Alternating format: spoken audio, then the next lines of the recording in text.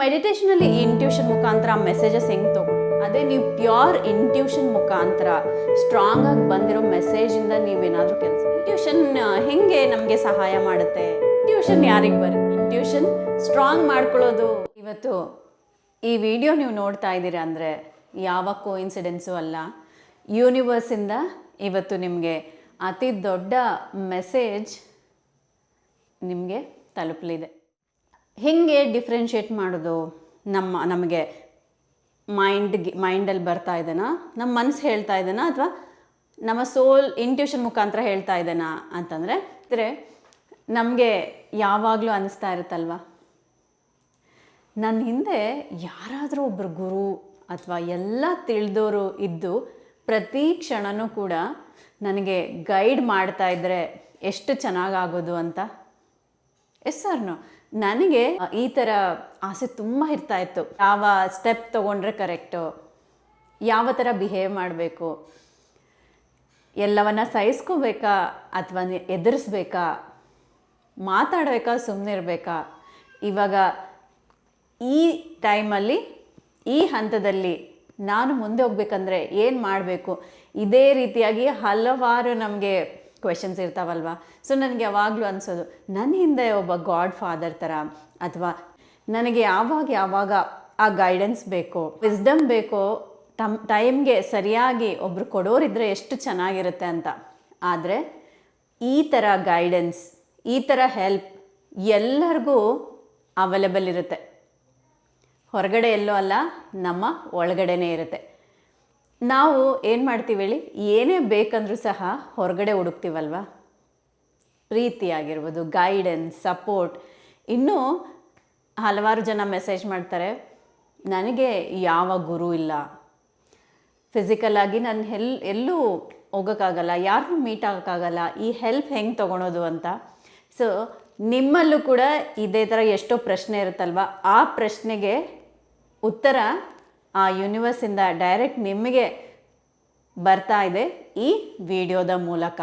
ಹೇಗೆ ಮತ್ತು ನಮಗೆ ಗುರು ಬೇಕು, ಗೈಡೆನ್ಸ್ ಬೇಕು, ಹೊರಗಡೆ ಇಲ್ಲ ಅಂದರೆ ಮತ್ತು ಹೆಂಗೆ ಅಂತಂದರೆ ಆ ಗೈಡೆನ್ಸ್ ನಮ್ಮ ಒಳಗಡೆನೇ ನಮಗೆ ಸಿಗ್ತಾ ಬರುತ್ತೆ.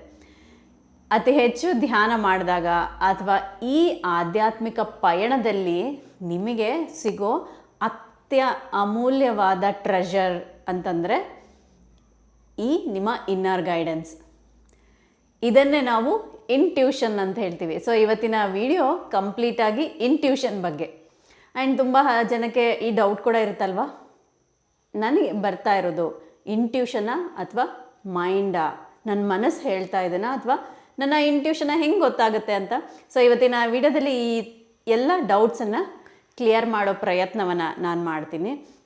ಏನಿದು ಇಂಟ್ಯೂಷನ್ ಅಂತಂದರೆ ಸ್ನೇಹಿತರೆ, ಏನಾಗುತ್ತೆ, ಯಾವಾಗ ನಮ್ಮ ಈ ಮನಸ್ಸನ್ನು ನಾವು ಹಿಡಿತದಲ್ಲಿ ಇಟ್ಕೊತೀವೋ, ನಮ್ಮ ಮಂಕಿ ಮೈಂಡ್ ಅಂತ ಹೇಳ್ತೀವಲ್ವ, ಅಂದರೆ ನಮ್ಮ ಮನಸ್ಸು ಏನು ಮಾಡ್ತಾ ಇರುತ್ತೆ, ಒಂದು ಹಿಂದೆ ಭೂತಕಾಲಕ್ಕೆ ಹೋಗಿ ಎಲ್ಲವನ್ನ ಕೆದಕ್ತಾ ಬರ್ತಾ ಇರುತ್ತೆ, ಅಥವಾ ಫ್ಯೂಚರ್ಗೆ ಹೋಗಿ ಮುಂದೆ ಏನಾಗ್ಬೋದು ಅನ್ನೋ ಭಯದಲ್ಲಿರುತ್ತೆ. ಈ ಟೈಮಲ್ಲಿದ್ದಾಗ ನಮಗೆ ತುಂಬ ಕನ್ಫ್ಯೂಷನ್ಸ್ ಇರುತ್ತೆ. ಇಂಟ್ಯೂಷನ್ ನನ್ನ ಮೈಂಡ್ ಹೇಳ್ತಾ ಇದ್ದೇನೆ ಅಂತ. ಯಾವಾಗ ನಮ್ಮ ಈ ಮೈಂಡನ್ನು ನಮ್ಮ ಕಂಟ್ರೋಲಲ್ಲಿ ಇಟ್ಕೊತೀವೋ, ಪ್ರೆಸೆಂಟ್ ಮೂಮೆಂಟಲ್ಲಿ ಇರ್ತೀವೋ, ಆಗ ಇಂಟ್ಯೂಷನ್ ಅನ್ನೋದು ಶುರುವಾಗುತ್ತೆ. ಇಂಟ್ಯೂಷನ್ ಅಂದರೆ ನಿಮ್ಮ ಸೋಲ್ ಲ್ಯಾಂಗ್ವೇಜ್, ನಿಮ್ಮ ಆತ್ಮದ ಭಾಷೆ. ಇಲ್ಲಿ ನಿಮಗೆ ಯಾರೋ ಒಂದು ಕಿವಿಯಲ್ಲಿ ಹೇಳೋದಾಗಲಿ ಅಥವಾ ಯಾವುದೋ ವಾಯ್ಸ್ ಕೇಳೋದಾಗಲಿ ಆಗೋದಿಲ್ಲ. ಪ್ಯೂರ್ ಏನಂದರೆ ಅನಿಸೋದು, ಸ್ಟ್ರಾಂಗಾಗಿ ಅನ್ನಿಸ್ತಾ ಬರುತ್ತೆ. ಇದೇ ನಿಮ್ಮ ಆತ್ಮದ ಭಾಷೆ. ಇದು ಕೆಲವೊಬ್ರಿಗಷ್ಟೇ ಇರುತ್ತೆ, ಎಲ್ರಿಗೂ ಇರಲ್ವಾ ಅಂತಂದರೆ ಎಲ್ಲರಿಗೂ ಇರುತ್ತೆ, ಪ್ರತಿಯೊಬ್ಬರಿಗೂ ಇರುತ್ತೆ. ಎಲ್ಲ ಸಣ್ಣ ಜೀವಿಗೂ ಕೂಡ ಈ ಪವರ್ ಅನ್ನೋದಿರುತ್ತೆ. ಆದರೆ ನಮಗೆ ಯುಟಿಲೈಸ್ ಮಾಡ್ಕೊಳ್ಳೋದು ಗೊತ್ತಿಲ್ಲ.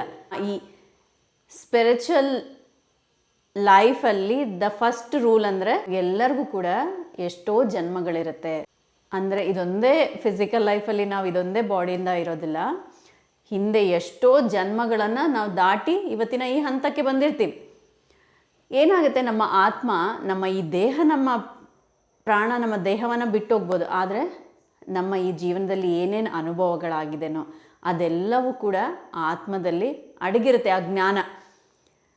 ಈ ಇಂಟ್ಯೂಷನ್ ಮೂಲಕ ಏನು ಮಾಡುತ್ತೆ, ನಮ್ಮ ಆತ್ಮ ಎಷ್ಟೋ ಜನ್ಮಗಳಿಂದ ಪಡೆದ ಆ ಜ್ಞಾನ ಎಲ್ಲವನ್ನು ನಮಗೆ ಕೊಡ್ತಾ ಹೋಗುತ್ತೆ ಒಂದು.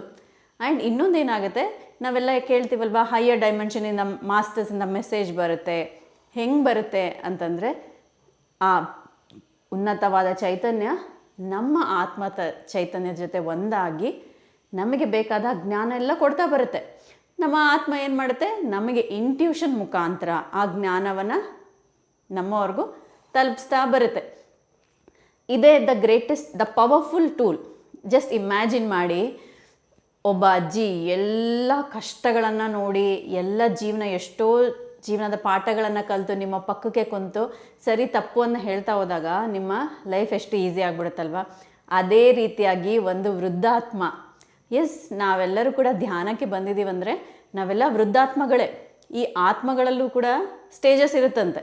ಹೇಗೆ ನಮ್ಮ ಮಗು ಇರುತ್ತೆ, ನಡೀತಾ ಬರುತ್ತೆ, ಆಮೇಲೆ ದೊಡ್ಡದಾಗುತ್ತೆ, ಮತ್ತು ವೃದ್ಧಾಪ್ಯವನ್ನು ಹೊಂದುತ್ತಲ್ವ. ಅದೇ ರೀತಿಯಾಗಿ ನಮ್ಮ ಈ ಆತ್ಮದ ಪಯಣದಲ್ಲಿ ನಾವು ಮೊದಲೇ ಹಂತದಲ್ಲಿದ್ದಾಗ ಚೈಲ್ಡ್ ಸೋಲ್, ಇನ್ಫ್ಯಾಂಟ್ ಸೋಲ್ ಅಂತ, ಆಮೇಲೆ ಅಡಲ್ಟ್ ಸೋಲ್, ಆಮೇಲೆ ಮೆಚ್ಯೂರ್ಡ್ ಸೋಲ್, ವೃದ್ಧಾತ್ಮ. ಸೊ ಈ ವೃದ್ಧಾತ್ಮ ಏನು ಅಂದರೆ, ಎಷ್ಟೋ ನೂರಾರು ಜನ್ಮಗಳನ್ನು ತಗೊಂಡು ಜ್ಞಾನವನ್ನೆಲ್ಲ ಅದರಲ್ಲಿ ಇಟ್ಕೊಂಡಿರುತ್ತೆ.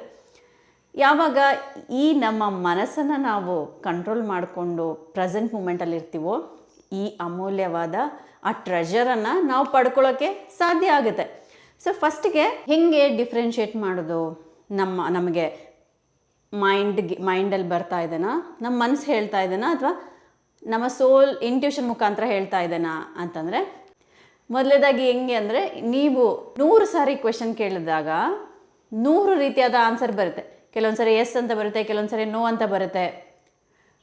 ಒಂದೊಂದು ಸಾರಿ ನೀವು ಪ್ರಶ್ನೆ ಮಾಡಿದಾಗ ಒಂದೊಂದು ರೀತಿಯಾದ ಆನ್ಸರ್ ಬರ್ತಾ ಇದೆ, ಒಂದೊಂದು ರೀತಿಯಾದ ಅನುಭವ ಆಗ್ತಾ ಇದೆ ಅಂತಂದರೆ ಸೇಮ್ ಕ್ವೆಶನ್ ಇರುತ್ತೆ. ಅದು ಪಕ್ಕ ನಿಮ್ಮ ಮೈಂಡ್ ಗೇಮ್, ನಿಮ್ಮ ಮನಸ್ಸು ಯಾವುದೋ ಒಂದು ಇನ್ಫ್ಲುಯೆನ್ಸಿಂದ ಹೇಳ್ತಾ ಇದೆ ಅಂತ. ನೀವು ಸಾವಿರ ಪ್ರಶ್ನೆ ಹಾಕ್ಕೊಂಡ್ರು, ಅದೇ ಪ್ರಶ್ನೆ ಹಾಕ್ಕೊಂಡ್ರು ಒಂದೇ ಉತ್ತರ ನಿಮಗೆ ಬರ್ತಾ ಇದೆ ಅಂದರೆ ಅದು ನಿಮ್ಮ ಪ್ಯೂರ್ ಇಂಟ್ಯೂಷನಿಂದ. ನೀವು ಯಾವುದೇ ಯೋಚನೆ ಮಾಡಲಾರ್ದೆ ಆ ಡಿಸಿಷನ್ ತೊಗೋಬೋದು, ಆ ಕೆಲಸವನ್ನು ಮಾಡ್ಬೋದು ಅಂತ. ಮನಸ್ಸಿಂದ ಅಂತಂದರೆ ಏನಾಗುತ್ತೆ, ಭಯ ಇರುತ್ತೆ. ಓಕೆ, ನಾನು ಇದನ್ನು ಮಾಡಿದ್ರೆ ಆಗುತ್ತೋ ಇಲ್ವೋ ಅಂತ ಡೌಟ್ ಇರುತ್ತೆ, ಭಯ ಇರುತ್ತೆ. ಆಗಲಿಲ್ಲ ಅಂದರೆ ಹೆಂಗೆ ಅಂತ ಆ ಪ್ಲೇ ಅಲ್ಲೇ ಸ್ಟಾರ್ಟ್ ಆಗ್ತಾ ಬರುತ್ತೆ. ಆದರೆ ನಿಮ್ಮ ಇಂಟ್ಯೂಷನಿಂದ ಬರ್ತಾ ಇದೆ ನಿಮ್ಮ ಮೆಸೇಜು ಅಂದರೆ ಒಳಗಡೆ ಸ್ಟ್ರಾಂಗಾಗಿ ಬರ್ತಾ ಇರುತ್ತೆ. ಏನೇ ಪರಿಸ್ಥಿತಿ ಬಂದರೂ, ಯಾರೇ ಇದು ಬೇಡ ಅಂತಂದ್ರೂ ಕೂಡ ನಿಮಗೆ ಸ್ಟ್ರಾಂಗಾಗಿ ಅನಿಸ್ತಾ ಇರುತ್ತೆ, ಇಲ್ಲ ಇದು ನಾನು ಮಾಡಲೇಬೇಕು ಅಂತ. That is your strong intuition. And ಇನ್ನೊಂದು ಸಲ ಏನಾಗುತ್ತೆ, ನಾವು ಕೆಲವೊಂದು ಸಿಚುವೇಶನ್ ಬಗ್ಗೆ ಪದೇ ಯೋಚನೆ ಮಾಡ್ತಾ ಇರ್ತೀವಿ ಅಂದ್ಕೊಳ್ಳಿ. ಓಕೆ, ಒಂದು ಡಿಸಿಷನ್ ತೊಗೋಬೇಕು, ಪದೇ ಯೋಚನೆ ಮಾಡ್ತಾ ಇರ್ತೀವಿ, ಇದು ಹಿಂಗಾದ್ರೆ ಹೆಂಗೆ, ಹಂಗಾದ್ರೆ ಹೆಂಗೆ ಅಂತ. ಸೊ ನಾವು ಯೋಚನೆ ಮಾಡಿ ಅನಲೈಸ್ ಮಾಡಿ ಒಂದು ಕನ್ಕ್ಲೂಷನಿಗೆ ಬಂದಾಗ ಅದು ಇಂಟ್ಯೂಷನ್ ಅನ್ಸ್ಕೊಳಲ್ಲ, ಪಕ್ಕ ನಿಮ್ಮ ಮನಸ್ಸಿನ ತರ್ಕ ಆಗಿರುತ್ತೆ. ಇಂಟ್ಯೂಷನ್ ಯಾವಾಗ ಬರುತ್ತೆ, ನೀವು ಅದ್ರ ಬಗ್ಗೆ ಏನು ಯೋಚನೆ ಮಾಡ್ತಾ ಇರಲ್ಲ, ಸಡನ್ನಾಗಿ ನಿಮಗೆ ಅನಿಸುತ್ತೆ ಇದನ್ನು ಮಾಡಬೇಕು ಅಂತ. ಉದಾಹರಣೆಗೆ ಏನಂತ ಹೇಳ್ತಾರೆ ಗೊತ್ತಾ, ಈ ಇಂಟ್ಯೂಷನ್ ಮೆಡಿಟೇಷನ್ ಮಾಡೋದಕ್ಕಿಂತ ನಿಮ್ಮ ಡೈಲಿ ಲೈಫಲ್ಲೇ ನಿಮಗೆ ಸಡನ್ನಾಗಿ ಬರ್ತಾ ಇರುತ್ತೆ. ನೀವೇನೋ ಅಡುಗೆ ಮಾಡ್ತಾ ಇರ್ತೀರಾ, ಫುಲ್ ಫೋಕಸಲ್ಲಿರುತ್ತೆ, ಸಡನ್ನಾಗಿ ಅನಿಸುತ್ತೆ ಈ ಕೆಲಸ ನಾನು ಮಾಡಬೇಕು, ಅಥವಾ ಇವ್ರ ಹತ್ರ ನಾನು ಮಾತಾಡಬೇಕು, ಈ ಪ್ಲೇಸ್ಗೆ ಹೋಗಬೇಕು ಅಂತ. ನನಗೂ ಕೂಡ ಈ ವಿಡಿಯೋಸ್ ಎಲ್ಲನೂ ಕೂಡ ನಾನು ಏನೋ ಒಂದು ಬುಕ್ಕಲ್ಲಿ ಬರೆದು ಪ್ರಿಪೇರ್ ಆಗಿ ನಾನು ಮಾಡೋದಿಲ್ಲ. ನನಗೆ ಇಂಟ್ಯೂಷನ್ ಮುಖಾಂತರ ಯಾವಾಗ ಅನಿಸುತ್ತೋ, ಆ ಫ್ಲೋ ಯಾವಾಗ ಬರುತ್ತೋ ಆವಾಗಲೇ ಆ ವಿಡಿಯೋ ನಾನು ಮಾಡ್ತೀನಿ. ಅದೇ ರೀತಿಯಾಗಿ ನೀವು ಅದ್ರ ಬಗ್ಗೆ ಯಾವುದೇ ವಿಷಯದ ಬಗ್ಗೆ ಯೋಚನೆ ಮಾಡದೇ ಇದ್ದಾಗ ಬರೋ ಆನ್ಸರೇ ನಿಮಗೆ ಇಂಟ್ಯೂಷನ್ ಆಗಿರುತ್ತೆ. ಮೈಂಡ್ ಪ್ಲೇ ಮಾಡಿ ನೀವೊಂದು ಡಿಸಿಷನ್ ತೊಗೊತೀರ, ಆದರೆ ಅದೇ ಡಿಸಿಷನ್ ಬಗ್ಗೆ ಯೋಚನೆ ಮಾಡ್ತಾ ಇರ್ತೀರ, ಅಯ್ಯೋ ಇದು ತೊಗೊಂಡಿದ್ದೀನಿ ಸರಿನೋ ತಪ್ಪೋ, ಇದು ಆಗುತ್ತೋ ಇಲ್ವೋ. ಆದ್ರೂ ಕೂಡ ನೀವು ಅಂದ್ಕೊಂಡಿದ್ದು ಆದ್ರೂ ಕೂಡ ಒಳಗಡೆ ಏನೋ ಒಂಥರ ಕಾಡ್ತಾ ಇರ್ತಾರೆ, ಇನ್ನೂ ಬೆಟರಾಗಿ ನಾನು ಮಾಡ್ಬೋದಿತ್ತೇನೋ, ಆಗಲಿಲ್ಲ ಅಂದರೆ ಮತ್ತೆ ಅದೊಂಥರ ಬೇಜಾರಿರುತ್ತೆ. ಸೊ ಇದು ಕಂಪ್ಲೀಟ್ ಪ್ರಾಸೆಸ್ ಏನಿರುತ್ತೆ, ಒಂದು ಮೆಸ್ಫುಲ್ ಆಗಿರುತ್ತೆ. ಅದೇ ನೀವು ಪ್ಯೂರ್ ಇಂಟ್ಯೂಷನ್ ಮುಖಾಂತರ ಸ್ಟ್ರಾಂಗಾಗಿ ಬಂದಿರೋ ಮೆಸೇಜಿಂದ ನೀವೇನಾದರೂ ಕೆಲಸ ಮಾಡಿದಾಗ ಅದ್ರ ಬಗ್ಗೆ ನಿಮಗೆ ಯಾವ ಡೌಟ್ ಇರಲ್ಲ, ಅದ್ರ ಬಗ್ಗೆ ಯಾವ ಗಮನ ಇರಲ್ಲ. ಅದು ಆದ್ರೂ ತುಂಬ ಹ್ಯಾಪಿಯಾಗಿರ್ತೀರ. ಆ ಕೆಲಸ ಆಗದೇ ಇದ್ರೂ ಕೂಡ ಏನೋ ಒಳ್ಳೆಯದಾಗಿದೆ ಅಂತ ನೀವು ಸಮಾಧಾನ ಮಾಡ್ಕೊತೀರ. ಇದೆಲ್ಲನೂ ಕೂಡ ನಿಮ್ಮ ಆತ್ಮ ನಿಮಗೆ ಆ ಶಕ್ತಿ ಕೊಡ್ತಾ ಬರುತ್ತೆ. ಮೆಡಿಟೇಷನಲ್ಲಿ ಈ ಇಂಟ್ಯೂಷನ್ ಮುಖಾಂತರ ಆ ಮೆಸೇಜಸ್ ಹೆಂಗೆ ತೊಗೊಳೋದು ಅಂತಂದರೆ, ಸ್ಟಾರ್ಟಿಂಗ್ ನೀವು ಮೆಡಿಟೇಷನ್ ಶುರು ಮಾಡಬೇಕಾದಾಗ ಕೂಡ ಯಾವ ವಿಷಯದ ಬಗ್ಗೆ ಯೋಚನೆ ಮಾಡಬಾರ್ದು. ಎಲ್ಲವನ್ನ ಮರೆತು ನೀವು ಕಂಪ್ಲೀಟ್ ಪ್ರೆಸೆಂಟ್ ಮೂಮೆಂಟಲ್ಲಿ ಇದ್ಕೊಂಡು ಧ್ಯಾನ ಮಾಡ್ತಾ ಹೋಗಬೇಕು. ಧ್ಯಾನ ಮಾಡ್ತಾ ಮಾಡ್ತಾ ಒಂದು ಮೂಮೆಂಟಲ್ಲಿ ನಮಗೆ ಏನೂ ಆಲೋಚನೆ ಇರೋದಿಲ್ಲ, ಝೀರೋ ಸ್ಟೇಟ್ ಆಫ್ ಮೈಂಡಲ್ಲಿ ಇರ್ತೀವಲ್ವ, ಆ ಮೂಮೆಂಟಲ್ಲಿ ನೀವು ಪ್ರಶ್ನೆನ ಹಾಕೋಬೇಕು. ಓಕೆ, ನಾನು ಇದು ಮಾಡ್ತಾ ಇದ್ದೀನಿ, ಇದು ಸರಿನಾ? ನಿಮಗೆ ಅವಾಗ ಟಕ್ ಅಂತ ಆನ್ಸರ್ ಬರುತ್ತೆ ವಿತೌಟ್ ಅನಲೈಸಿಂಗ್. ಇವಾಗ ನೀವು ಕ್ವೆಶನ್ ಕೇಳಿ ಅನಲೈಸ್ ಮಾಡೋದಿಲ್ಲ, ಕ್ವೆಶನ್ ಕೇಳ್ಕೊತೀರಾ, ಇಮ್ಮಿಡಿಯೇಟಾಗಿ ಫಸ್ಟ್ ಆನ್ಸರ್ ಏನು ಬರುತ್ತೋ ಅದೇ ನಿಮ್ಮ ಸೋಲ್ ಮೆಸೇಜ್. ಆ ಸೋಲಿಂದ ಬರೋ ಇಂಟ್ಯೂಷನ್ ಅಂತಲೇ ನಂಬಬೇಕು. ಆ್ಯಂಡ್ ಮೆಡಿಟೇಷನ್ ಆದಮೇಲೂ ಕೂಡ ಕಂಪ್ಲೀಟ್ ಒಂದು ಬ್ಲಿಸ್ಸಲ್ಲಿ ಇರ್ತೀರ. ತುಂಬ ಸರಿ ಏನಾಗುತ್ತೆ, ನಾನು ತುಂಬ ಜನರ ಹತ್ರ ಇದನ್ನು ಕೇಳಿದ್ದೀನಿ ಎಕ್ಸ್ಪೀರಿಯನ್ಸು. ಅವ್ರಿಗೆ ಇನ್ನೂ ಮದುವೆ ವಯಸ್ಸಿರುತ್ತೆ, ಮದುವೆ ಮಾಡ್ಕೊಬೇಕು ಅಂತಿರುತ್ತಲ್ವ, ಆ ಯೋಚನೆ ಇರುತ್ತೆ. ಓಕೆ, ಯಾವ ಹುಡುಗ ಏನು ಮಾಡ್ತಾ ಇರಬೇಕು, ಆ್ಯಂಡ್ ಕೆಲವೊಬ್ರಂದರೆ ಇಷ್ಟ ಇರುತ್ತೆ. ಓಕೆ, ಮೆಡಿಟೇಷನಲ್ಲಿ ಅವ್ರಿಗಿಷ್ಟವಾಗಿರೋ ಆ ವ್ಯಕ್ತಿನೇ ವಿಷನ್, ಆ ಇಂಟ್ಯೂಷನ್ ಬರೋ ಚಾನ್ಸಸ್ ತುಂಬ ಇರುತ್ತೆ. ಬಿಕಾಸ್ ನಾವು ಬಯಾಸ್ಡ್, ಅಂದರೆ ನನಗೆ ಈ ಥರ ಆಗಲೇಬೇಕು ಅಂತ ಒಂದು ಒಪಿನಿಯನ್ ಇಟ್ಕೊಂಡಿರ್ತೀವಲ್ವ, ನಮ್ಮ ವಿಷನ್ಸ್, ಇಂಟ್ಯೂಷನ್ಸ್, ನಮ್ಮ ಮೈಂಡ್ ಕೂಡ ಅದೇ ರೀತಿ ಪ್ಲೇ ಮಾಡ್ತಾ ಬರುತ್ತೆ.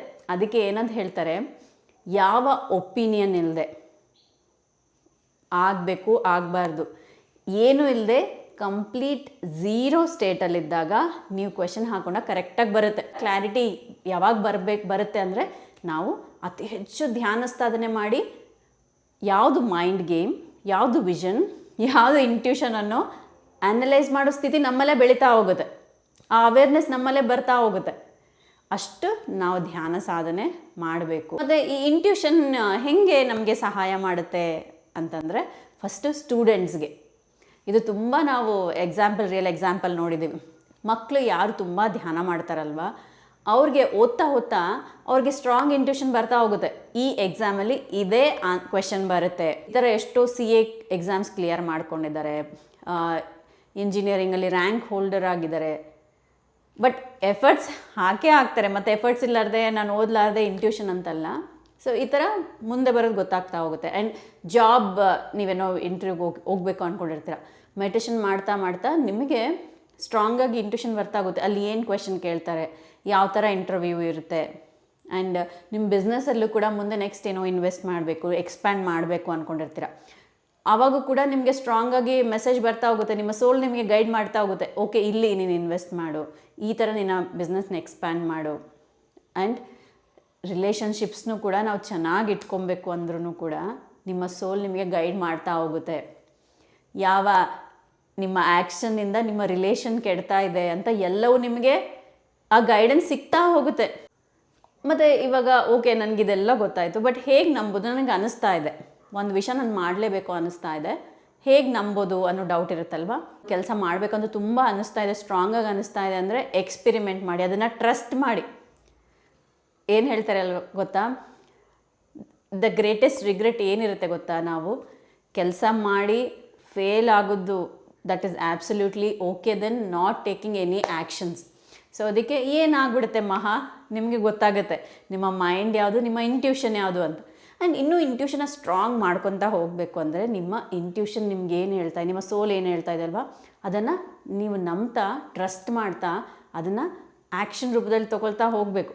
ಆವಾಗ ನಿಮ್ಮ ಇಂಟ್ಯೂಷನ್ ಸ್ಟ್ರಾಂಗ್ ಆಗ್ತಾ ಬರುತ್ತೆ. ಆತ್ಮದಿಂದ ಬರೋ ಆ ಜ್ಞಾನವನ್ನು ನೀವು ನಂಬ್ತಾ ಹೋದಾಗ, ಟ್ರಸ್ಟ್ ಮಾಡ್ತಾ ಹೋದಾಗ ನಿಮ್ಮ ಇಂಟ್ಯೂಷನ್ ಇನ್ನೂ ಸ್ಟ್ರಾಂಗ್ ಆಗ್ತಾ ಹೋಗುತ್ತೆ. ಆವಾಗ ಯಾವ ಸಜೆಷನ್ನು ನಿಮಗೆ ಬೇಕಾಗಿಲ್ಲ, ನಿಮ್ಮ ಒಳಗಡೆಯಿಂದನೇ ನಿಮಗೆ ಆ ಗೈಡೆನ್ಸ್ ಸಿಗ್ತಾ ಹೋಗುತ್ತೆ. ಸೊ ಮತ್ತು ಇಂಟ್ಯೂಷನ್ ಯಾರಿಗೆ ಬರುತ್ತೆ ಅಲ್ವಾ? ಓಕೆ, ನಾವು ತಿಳ್ಕೊಂಡ್ವಿ ಇಂಟ್ಯೂಷನ್ ಹೇಗೆ ಮೈಂಡ್ ಗೇಮ್ ಆ ಇಂಟ್ಯೂಷನ್ ಹೇಗೆ ನಾವು ಡಿಫ್ರೆನ್ಸ್ ಮಾಡೋದು ಅಂತ ತಿಳ್ಕೊಂಡ್ವಿ. ಇಂಟ್ಯೂಷನ್ ಯಾರಿಗೆ ಹೆಲ್ಪ್ ಆಗುತ್ತೆ ಅಂತ ತಿಳ್ಕೊಂಡ್ವಿ. ಇಂಟ್ಯೂಷನ್ ಸ್ಟ್ರಾಂಗ್ ಮಾಡ್ಕೊಳ್ಳೋದು ಹೇಗೆ ಅಂತ ನಾವು ತಿಳ್ಕೊಂಡ್ವಿ.